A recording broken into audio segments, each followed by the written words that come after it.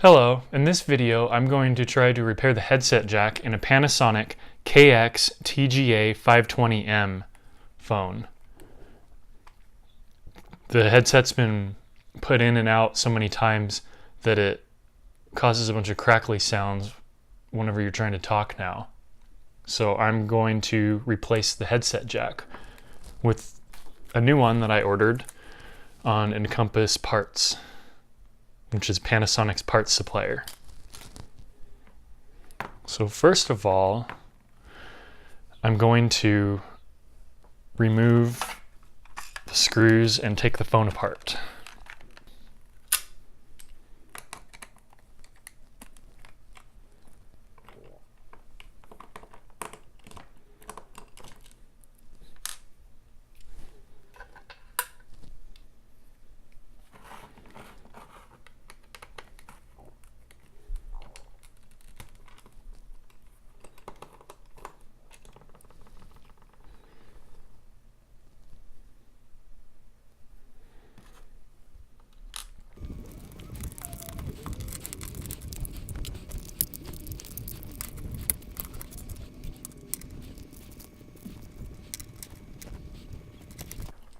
So I think it's probably a good idea to take the circuit board out of the plastic housing because I'm going to be using hot air.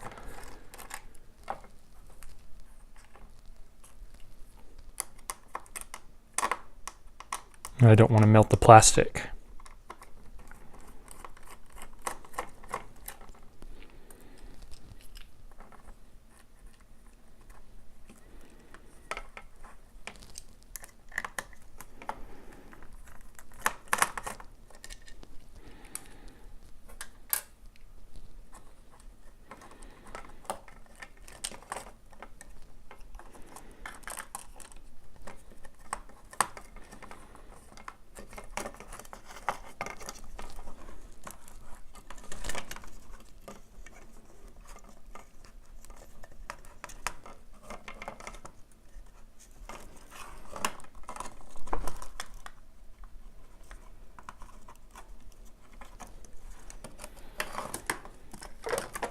Okay, that should be good enough.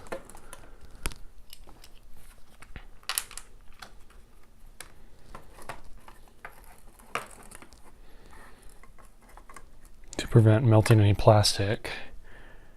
There are a few little plastic pieces here on the circuit board.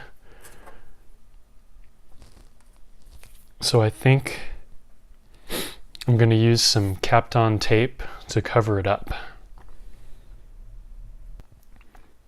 Common strategy I use while I'm doing this is I cover all the surrounding components with Kapton tape.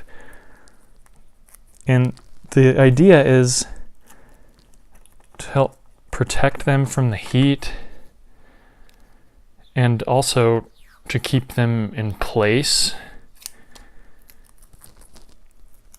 in case a small component gets jarred while I'm trying to heat up I'm trying to heat up the solder on the component I'm trying to remove. Sometimes I also use aluminum foil tape as well, but I don't think it's really necessary for this. In fact, this jack should come out pretty easily, I think. I'm going to have my tweezers ready here to pull the component off.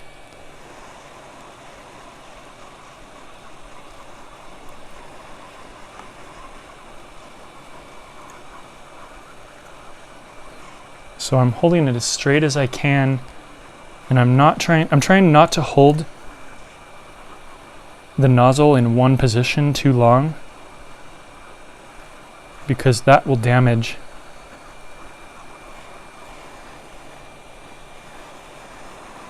the circuit board. And you can see I'm actually melting the plastic on this jack, and that's okay. My plan is not to care about the old jack. I'm only worried about the new jack.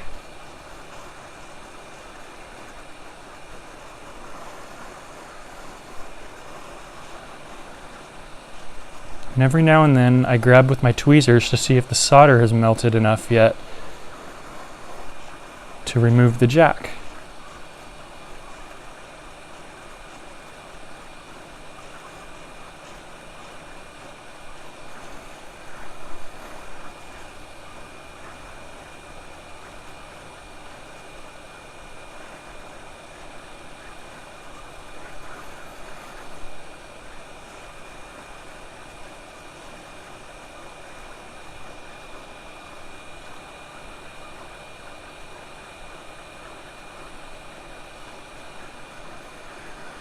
There we go, got it.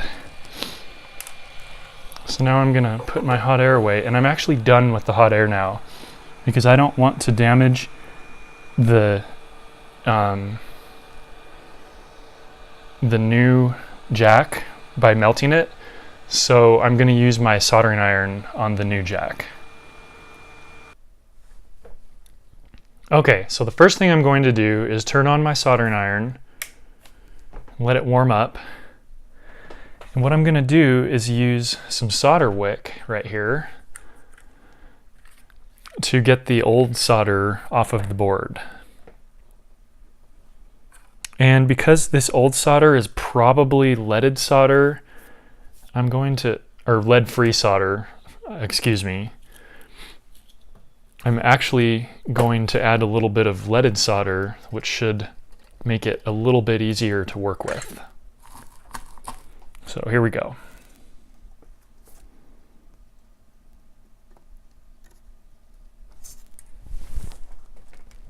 And I'm going to turn on a fan because the fumes are kind of nasty.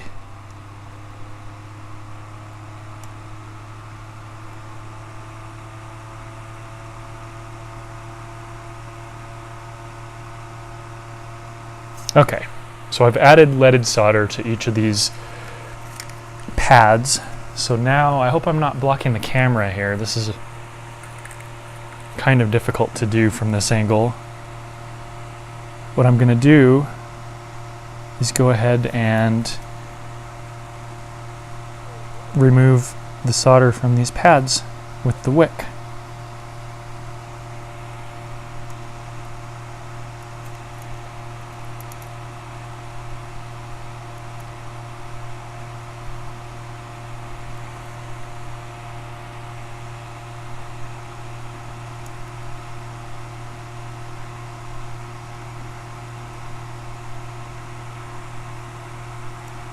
Okay, I got a few of them, but I need to cut the used wick off here. This is a little bit tricky because it's a very crowded board. Not super crowded, but just enough that I need to work with smaller lengths of wick. Okay, so I've got the wick off. I've got the old solder off with the wick, Now I'm going to tin my iron here and wipe off this gunk that showed up on it.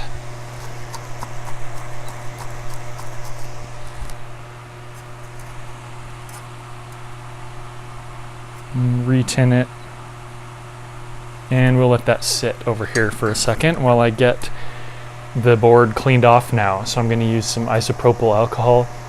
99% is best, but I think 95% is all I have around.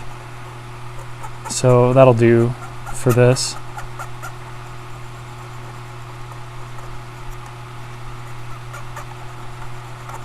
And I'm cleaning off these pads.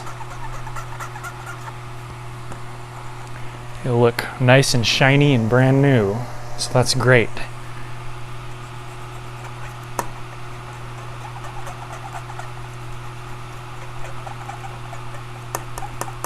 Okay, so now we've got a nice clean area for the new jack. And I bought two new jacks just in case I screw up the first one, but I'm hoping that I won't need it.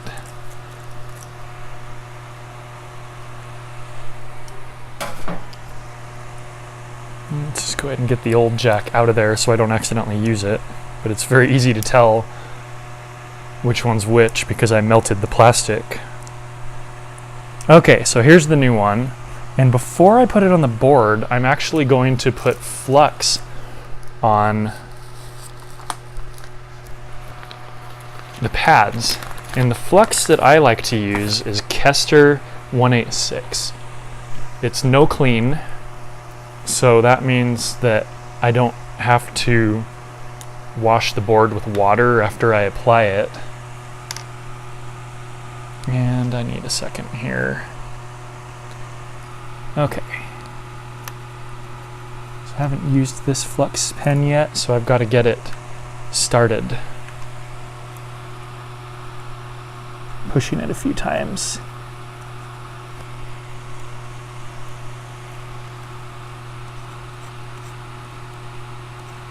There we go. Okay, so I've got plenty of flux on those pads. My personal rule with flux is you can't put too much on.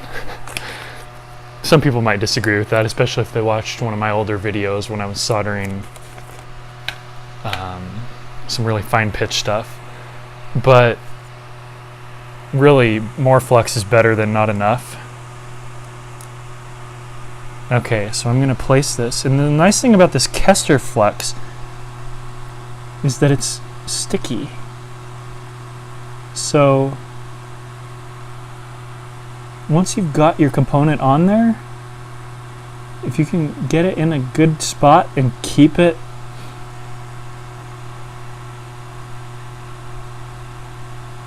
in place, it will actually stick down really nicely.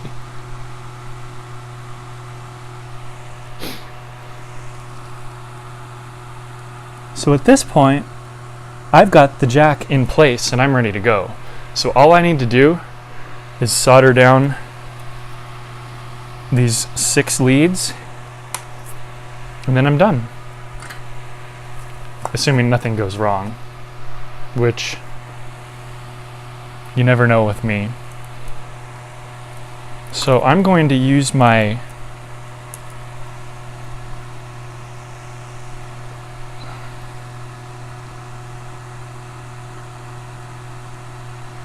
I'm going to use this to hold it down. I've got too much solder. There we go. And I'm just going to touch that.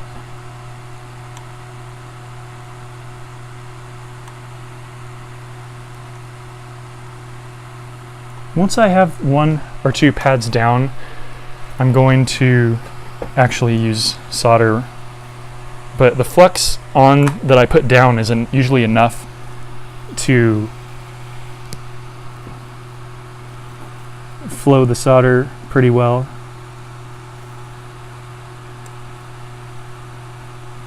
Okay, hopefully I didn't use too much there.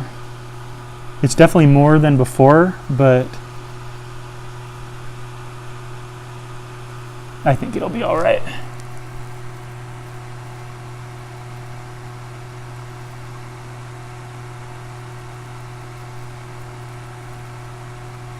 And I actually have a really bad angle here, so I'm going to have to reposition things and hope it still stays in view. Yeah, I think that'll work. I'll make sure it's focused here.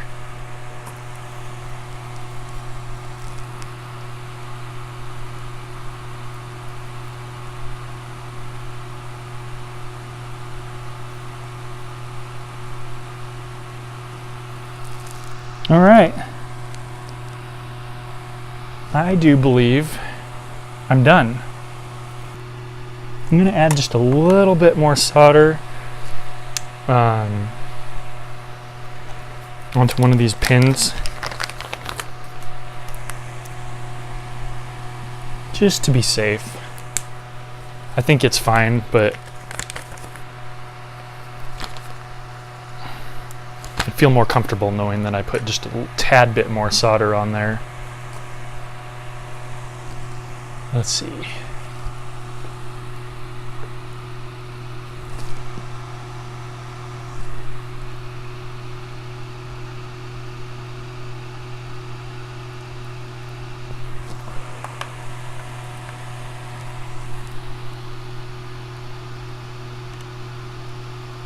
Much better. Okay.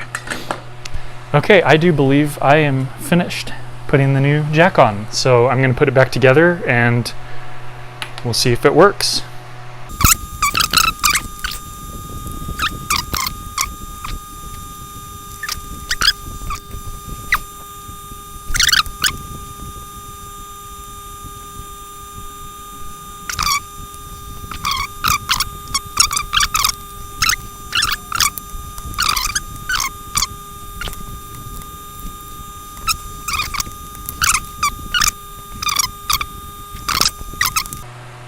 So hopefully I didn't fry the circuit board.